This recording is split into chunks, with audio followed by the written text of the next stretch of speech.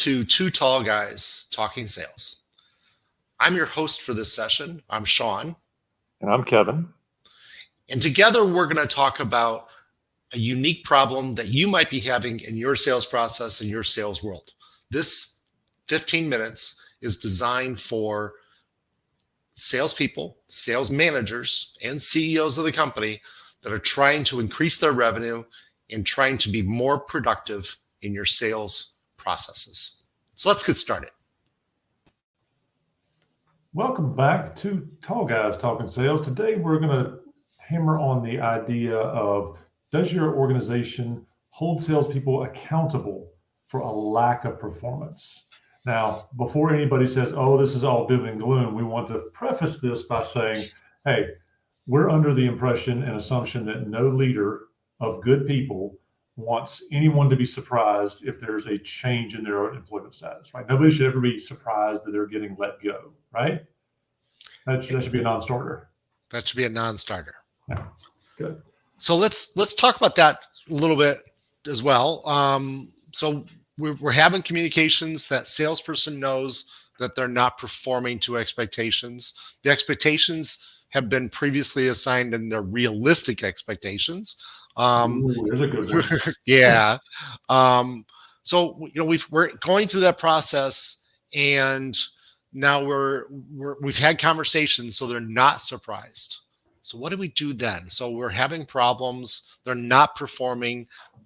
Maybe it's because of a lack of skills problem. Maybe it's because of a lack of motivation problem. Let's just assume that's a lack of skills problem, right? They just don't know how to move forward. Good. I tell you what, if I was an instrument, you just plug the string that said teaching and development, man. You hit it well. I love coaching people in a sales role because that allows me to spread my wings and say, okay, are we going to talk strategy, skills, tactics, or in a lot of cases, it's just behaviors. Are you doing the behaviors that drive success? Working in small business owners are distracted, right? So sometimes they don't do all the things to run their business well, right? It's not an error of malicious intent. It's an error of omission. An example in the marketing world would be, hey, all I did was email people. I never picked up the phone, right? If you're just so focused on one thing, salespeople can do that too. They can just be so focused on their one key account that they never prospect anybody else because they were fearful of losing that really key marquee account for the company, right? But if they're not doing those behaviors, and it's up to us, to Sean, for you and I to go put our arms around those folks and say, hey, look, there's a better way, and we can help you see the light, but you've got to be open to that change. Absolutely. And I do want to say, since we recorded our last episode, got a little feedback offline. We're not saying that we are the only solution to the problem. In fact, the reason that you and I are doing this podcast is we're trying to explain to people how to solve the problem themselves. If they can't figure it out, we're happy to help. But that we could very likely have the person that's responsible for sales management fix the problem. We don't have to be there. We're just trying to give some guidance on how to make that happen. So It's not about them having to hire us. But we do suggest that sales manager have a conversation with the salesperson and say, why aren't you being successful? And now we've had that conversation a couple times. Now we got to say, you need to change your behavior now because we're holding you accountable for that lack of performance. Mm-hmm. You are not doing it. I like to tell salespeople, look, our job is to employ the rest of the company. The reason that we get paid as salespeople is because we bring in revenue that not just pays for us, not just pays for our income, our overhead, our benefits, but it pays for everybody else's as well. And that is our job. Everybody else's job is to do something else in the company. Our job is to make them get paid and help them get paid. And if we aren't bringing enough revenue, then the company can't survive. Just as simple as that. And I love that setup because when our preface here, the question is, does the organization hold salespeople accountable when underperforming? So let's break this into chunks, right? Because if we say it's everybody or nothing, right, the topic and the subject matter gets too convoluted. So let's talk about how does an organization on a peer-to-peer level hold each other accountable? Sean, I bet you've worked in a number of organizations where you get to look at your peers and say, hey, we all get incentivized if we all win, right? So that's one accountability metric is on the paycheck, right? You got a shared goal. But let's talk about some of the less obvious ones. Some of the things around maybe product releases, shared joint sales calls, some of those things. Sure. Right. So I don't know the right metric. I think maybe you do, Kevin. If you don't remember, that's fine because I'm kind of springing this on you cold. But like, did the sales manager make side by side, riding the shotgun, going to see customers, doing a little windshield time to go see to joint calls with the salesperson that's not performing? Oh So, yeah. That was like right. So, 80% of yeah. sales managers haven't ridden with their sales reps in the past 2 years, Yeah, maybe it's even so 3 years. yeah, it's just a really really bad number. I thought you might remember the number because I thought you mentioned it the other day. But the reality is that's just atrocious, right? That may not be a salesperson's problem, maybe a sales manager's fault, right? Mhm. And I do like to say that eagles like to flock with eagles, doves like to flock with doves, pigeons flock with pigeons, right? So There's a um, turkey analogy in there somewhere. if there's a turkey analogy in there somewhere. Um, the reality is that if you have a really really good salesperson, then that should bring everybody else up because now they should be trying to flock with that eagle. Um, Otherwise, that eagle is going to get frustrated because he's pulling the load for the entire company, and we Mhm. can't get good things to happen here because the rest of the sales guys aren't performing the way they need to.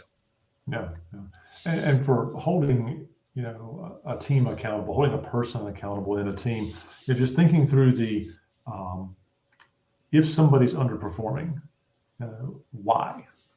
It's an easy question for me to sit back and armchair quarterback this, but as a leader in any organization, you have to lean across the table and go, what's really going on? What resources do you not have?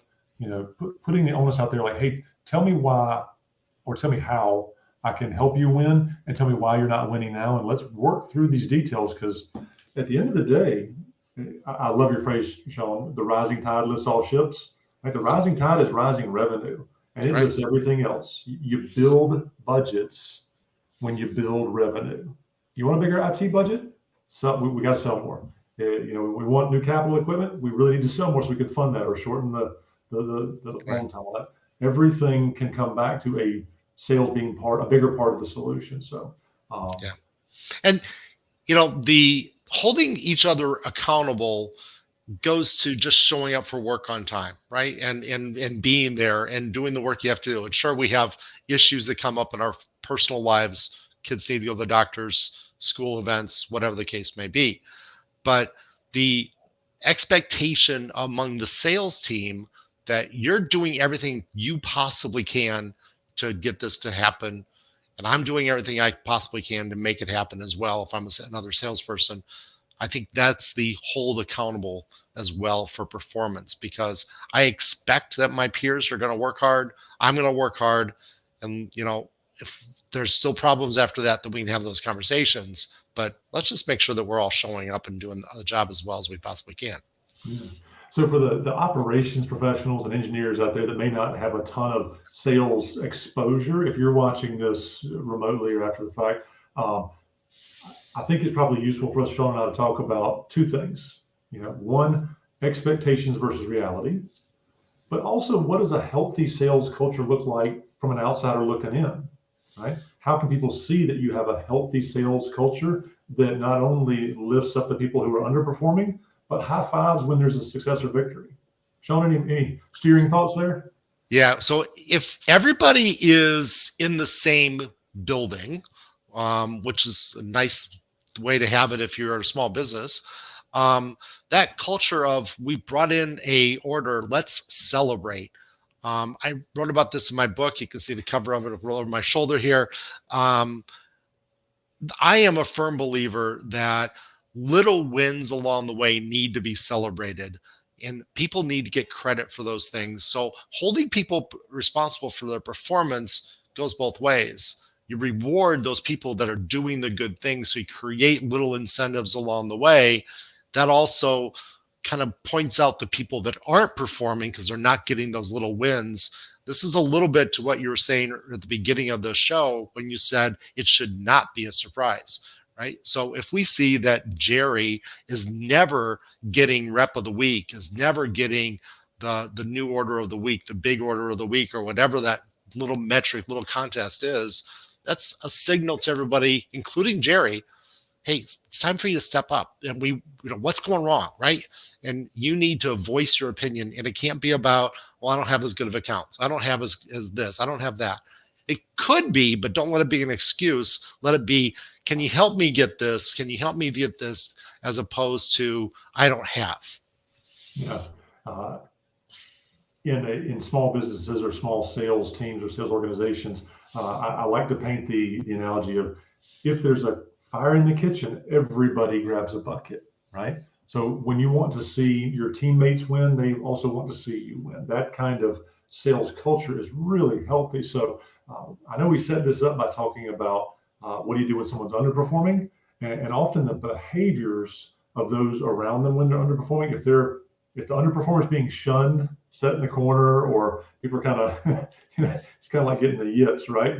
The person is ostracized.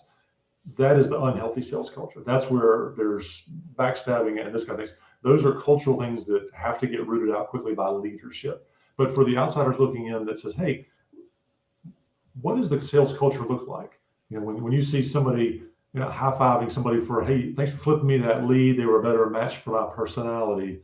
Hey, this was a better fit for this customer sales service team because they were, have more experience. Or, hey, this was a good greenfield option for us because we have a new type of customer, new product offering.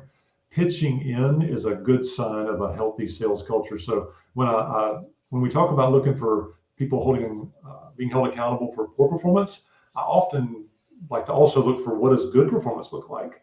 Now, Absolutely.